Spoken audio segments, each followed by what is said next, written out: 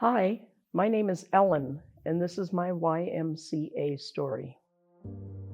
The personal part was that my life had shut down, basically.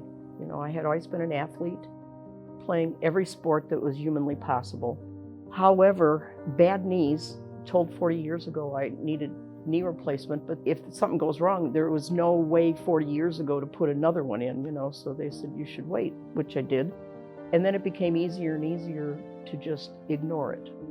The only opportunity I had for physical exercise was on the golf course, and I would play 4 times a week and I'd walk. The last time I played golf, I had to have them send a cart for me because I couldn't make it back to the clubhouse. And it doesn't just affect your physical self when you are inactive. It affects the physical self, the psychological self, the emotional self, and the spiritual self. As of 5 years ago, I would go to work when I worked, and I'd come home and sit on the couch. And I have to plan, well, I'm going to have to get up to go to the bathroom, and it's going to take me 5 minutes to get out of the chair. I finally decided to have the knee surgery. I wanted to get some activity so that my muscles were not gone around my knee. So I come in and I'm sitting at the table here talking to somebody, and I said, in the past I've been an athlete, and this is a very hard thing. And I started to cry. And here comes Sharon, I'm going to cry now. And she said, "You're exactly the person I got into training for." So she has helped me reclaim that part of myself because of her. The great thing about Sharon is she listens. She has done countless hours of research on how to help me, not a generic client. With me, it's obviously strength and balance, because I've had a couple times I've fallen.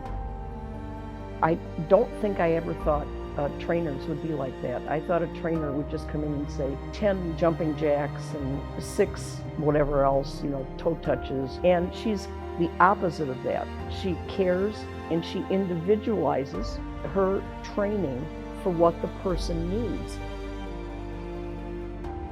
When I look at what I was like when I came in and what I can do now, it's like night and day. And Sharon will remind me of that frequently. And remember when you first came, you couldn't do this or you couldn't do that. In the E-gym, we had to go back and I increased the strength I had to use for all of the different machines. Originally, I didn't do anything with this knee, where I had to push with it.